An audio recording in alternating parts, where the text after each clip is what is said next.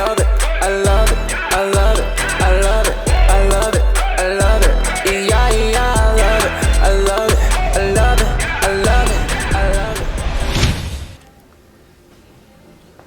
So after the big success of the What's My Name video, a lot of artists, record companies, people around across the country and around the world would contact VIP and wanted to know if we could assist them in launching their release. We had a lot of release parties here, autograph signing.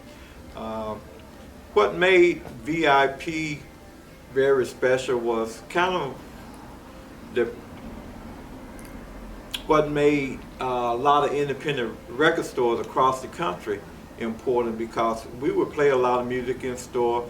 We wouldn't just play what was played on the radio, so we was able to introduce new artists and new projects to the consumer. So you could come as a no-name person and actually become something at VIP through our in-store play and our marketing and promotion campaign. So because of the video that gave us a lot of attention, and once we were contacted and worked with a lot of artists, they were able to see that we could prepare them further their future goals a lot easier because of the information and the effort that we showed in our marketing and promotion campaign. Awesome. Can you give me one example of maybe perhaps an unknown that came through here that utilized what you just described? Name names of someone perhaps that we would all know. Well, in the early days, DJ Quick actually got his start here at VIP Records. He was here one day and he heard one of the producers that I had working on a project. He actually was working on Zap Computer Love. He took the track and flipped it and put a beat on top of it, and this guy was rapping to it, and Quick heard that and he said that changed his life that day. He went out and bought a drum machine and his life haven't stopped since. So, and we all know who DJ Quick is now. Oh yeah, definitely. And not only that, Too Short, we had a customer that was from the Bay Area that lived here, and every time they would go visit the Bay Area, they would come back with a Too Short cassette. So I would actually play it in store, and I would say that's the big example of taking underground mixtape and turning it into something.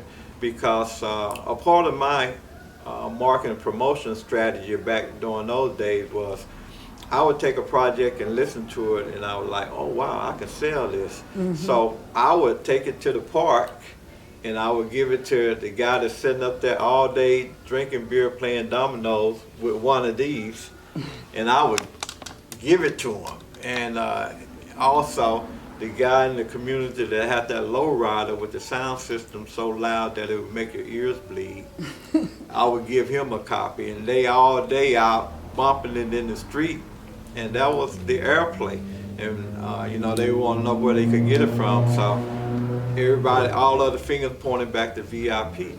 So I would share that information with other independent retail stores, and that's how unsigned independent artists kind of got noticed in this neighborhood.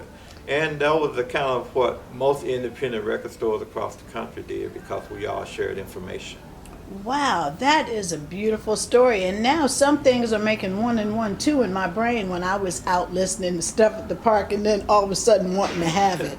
It was because of you and your great marketing tools. Yeah, because radio only played so many, and they just always had a history of playing the major label hit songs, especially here on the West Coast, because independent artists got no airplay. Wow, Kelvin, this is so interesting to me.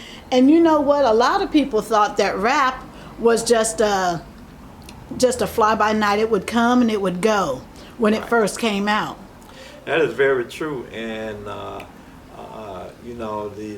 labels, the powers to be that said that it would just fly by, it wasn't gonna make it, it wasn't gonna last. But me as an independent retailer and someone that know music, I knew from the beginning that it was going to last and it was going to do well, because the early rap music was based on hit songs. You know, you can take a Rick James beat, James Brown beat, Zapp and Roger beat, and hum to it, and somebody would buy it. So the early rap was based on hit songs that we already knew and loved. You know, someone would be rapping to it, and a parent would be singing the song originally. So that's what let me know that, you know, it was going to really do something and it was going to stick around.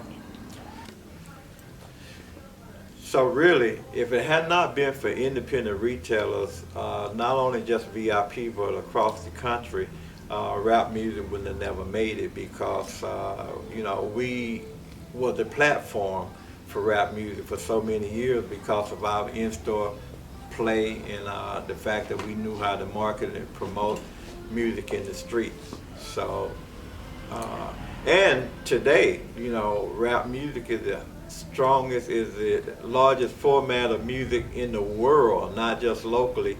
And you know, you got everybody rapping now, Asian, Cambodians, Mexicans, few white guys.